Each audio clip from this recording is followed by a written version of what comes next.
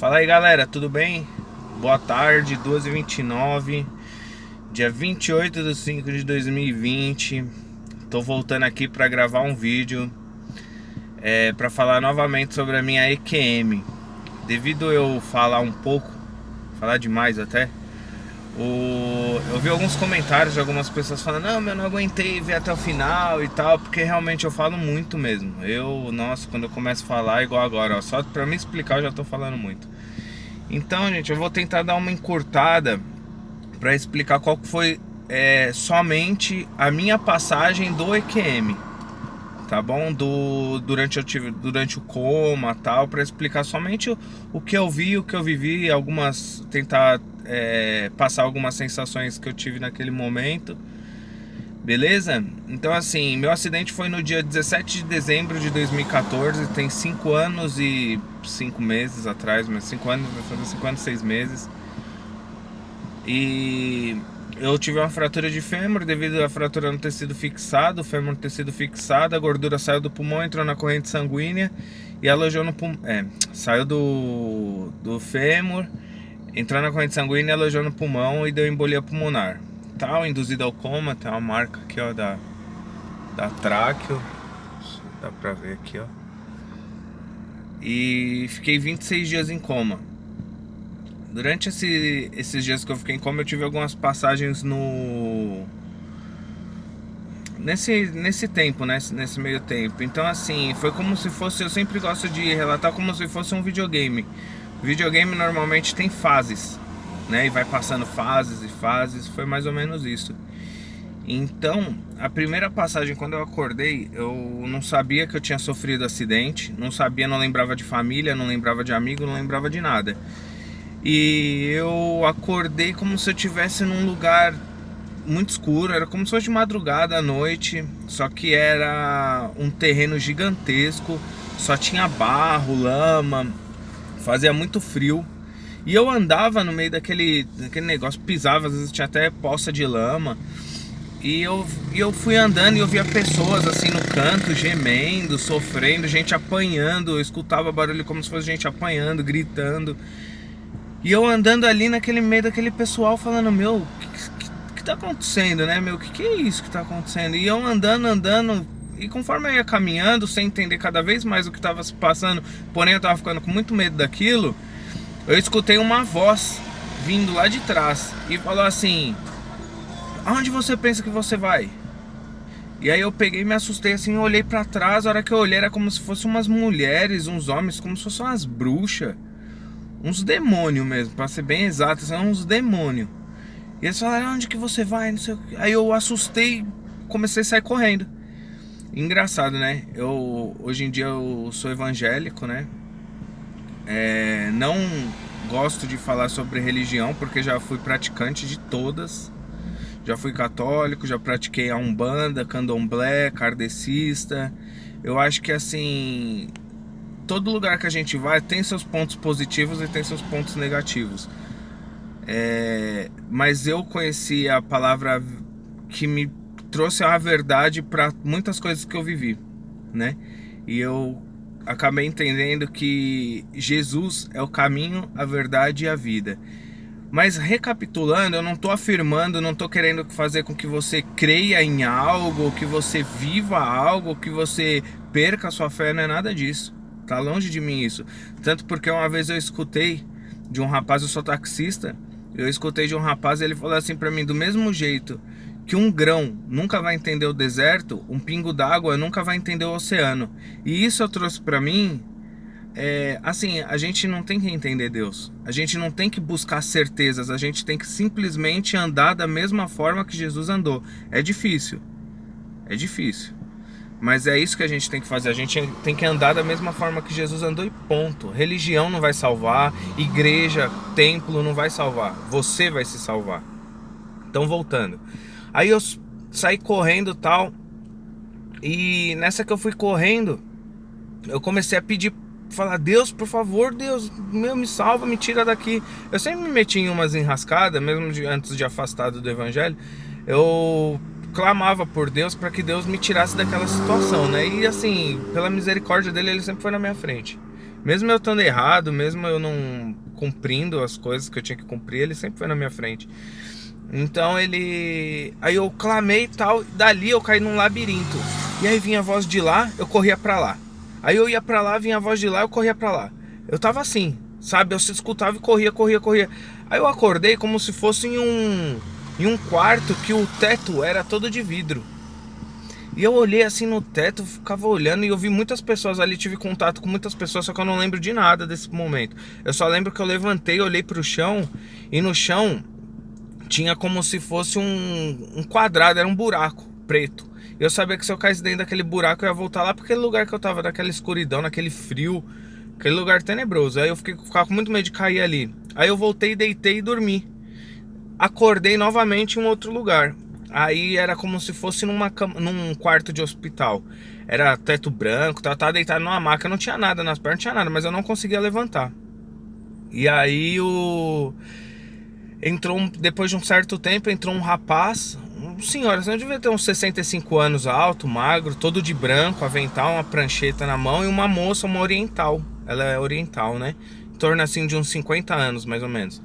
E eles começaram a conversar. E eu não entendi o que eles estavam falando, porque eles estavam longe, eles estavam na porta desse lugar, desse quarto. E aí eles alteraram a voz e eles começaram a falar assim: ele tem que ir. Ele falava, o rapaz, ele tem que ir. E ela falava, não, ele não tem que ir. E eles caíram naquela, tem que ir, não tem que ir, tem que ir, não tem que ir, tem que ir, não tem que ir.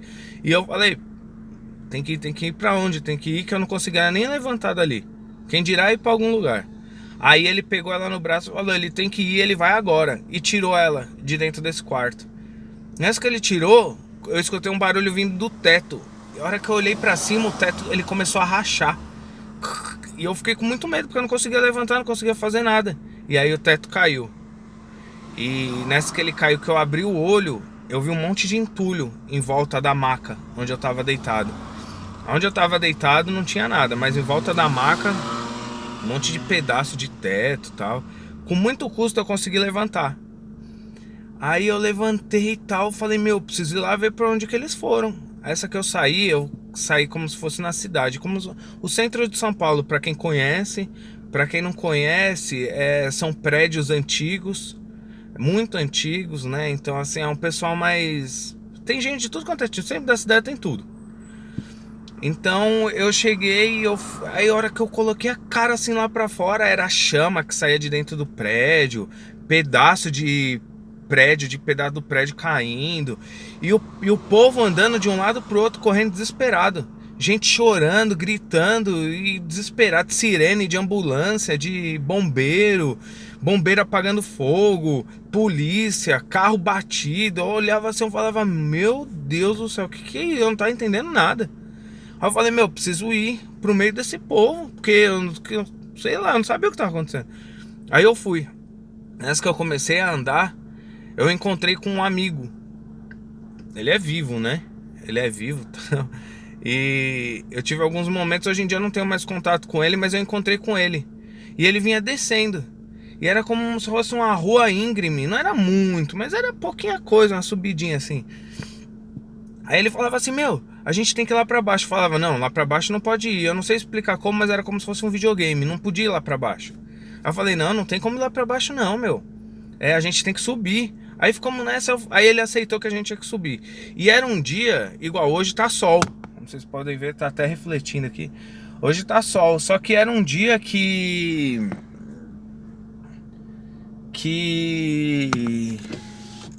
tava meio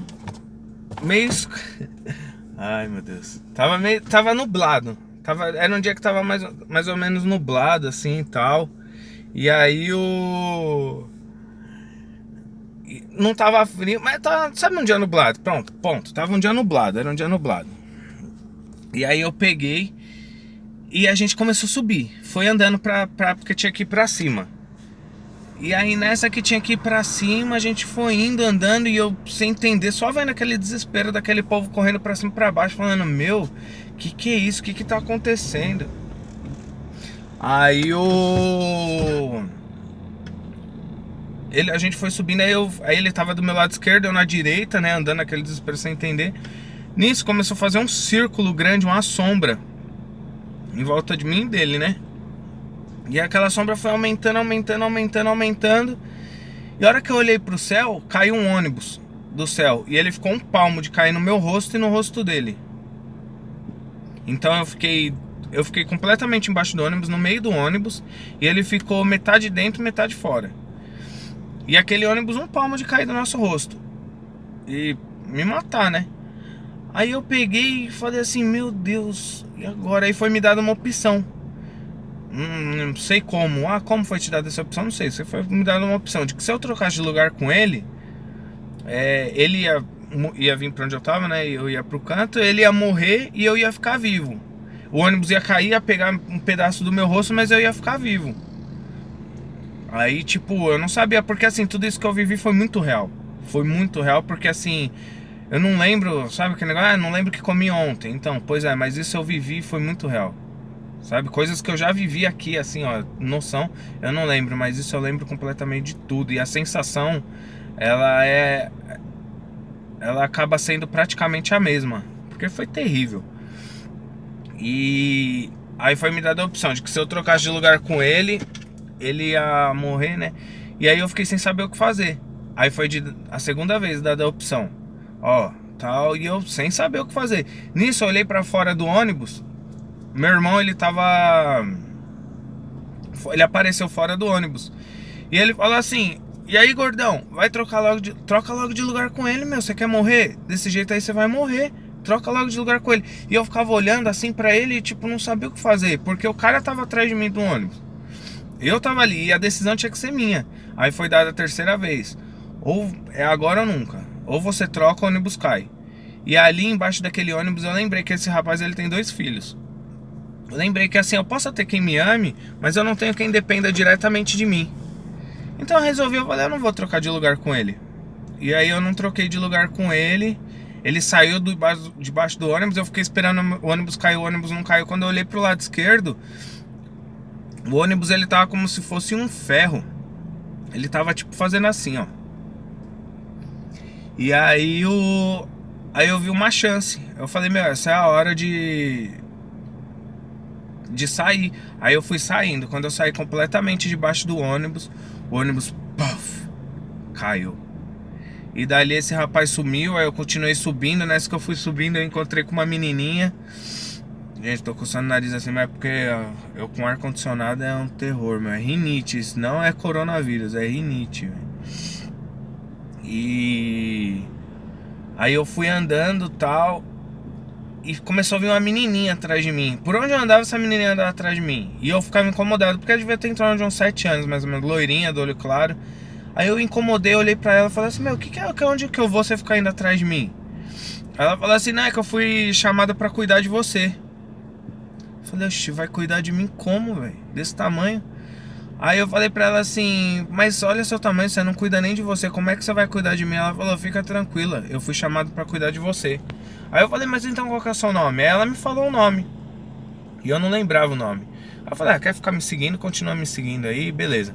Aí eu continuei subindo, e minha passagem do coma terminou em um lugar de grama. Ó, gente, eu tô cortando muitas coisas, porque assim, eu tenho mais 3 vídeos. Tem um canal, né? E eu tenho 3 vídeos que eu explico exatamente tudo. Só que assim, é comprido, porque tá explicando tudo. Isso daqui eu tô resumindo. No primeiro vídeo eu levei 35 minutos. No segundo acho que eu levei 15. No terceiro mais 15. Então é coisa pra caramba, né? E esse aqui eu tô em 14. Então, aí eu fui subindo. Aí eu cheguei num lugar que era todo de grama. Muita grama. E dali eu fui voltando. Aí eu já acordei no hospital. Aí eu já tava me dando conta das enfermeiras. E assim, só pra deixar bem claro, vou falar só o que aconteceu comigo enquanto eu tava no hospital. Eu entrei em coma dia 25 de dezembro de 2014, dia 24 de dezembro de 2014. Certo? Peguei 3 infecções. A última foi terrível. Eles deixaram ela evoluir porque eles não estavam conseguindo eliminar.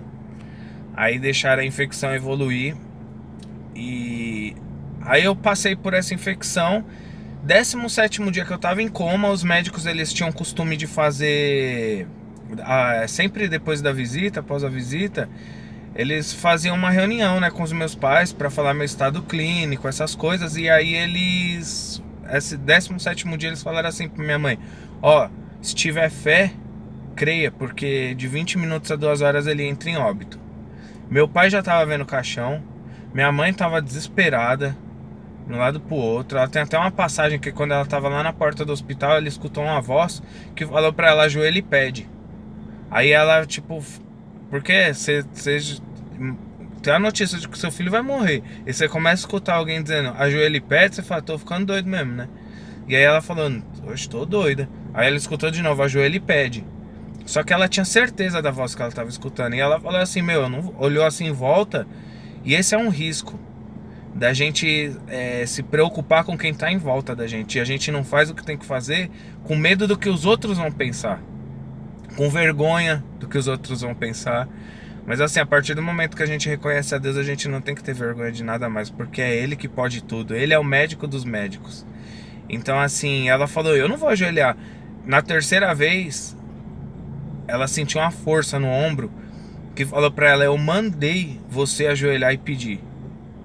E aí ela ajoelhou e pediu. Aí assim, minhas tias, irmãs do meu pai que estavam lá, falou que um monte de gente que tava lá que nem conhecia começou a orar, rezar, clamar, chorar. Falou que foi tremendo isso daí quando aconteceu, quando ela ajoelhou na porta do hospital.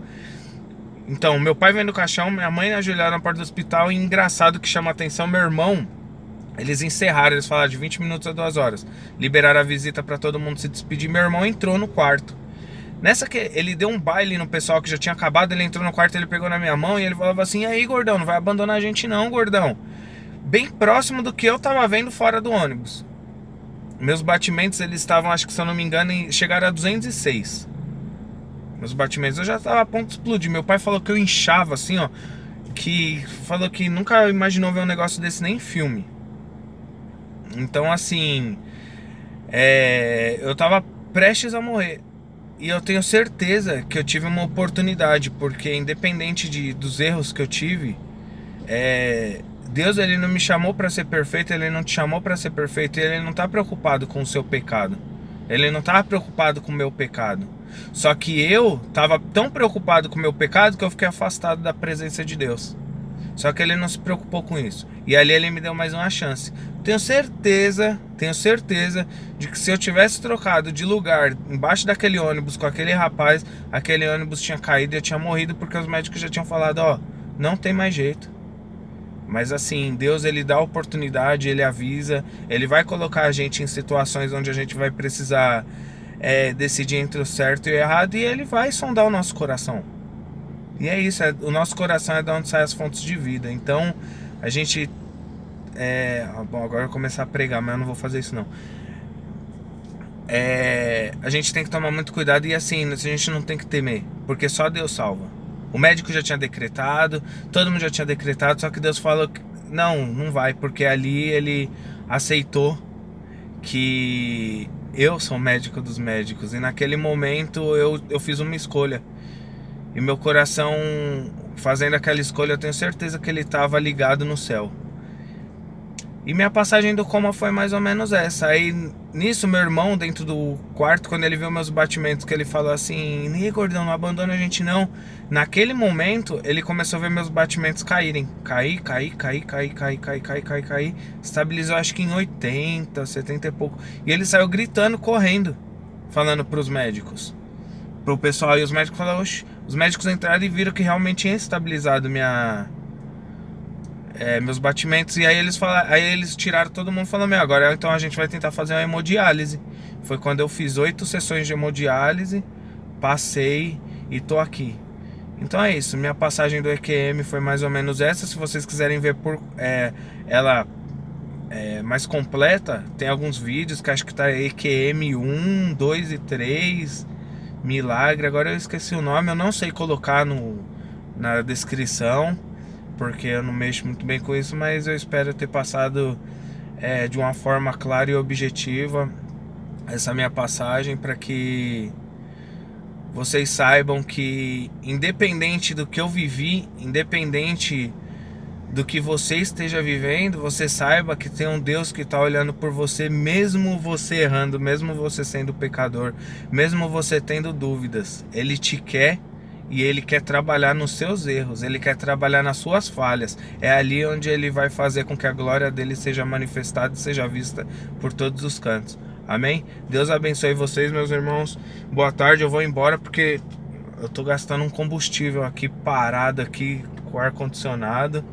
Mas é isso, galera, vamos junto vencer aí esse coronavírus, vamos se cuidar, máscara, ó, álcool em gel, vamos se cuidar porque é aquele negócio, nenhum mal chegará à tua tenda, mas vigiai e orai, né? Então vamos tomar cuidado porque a gente não pode brincar não. Amém? Deus abençoe a todos, uma boa tarde e até uma próxima.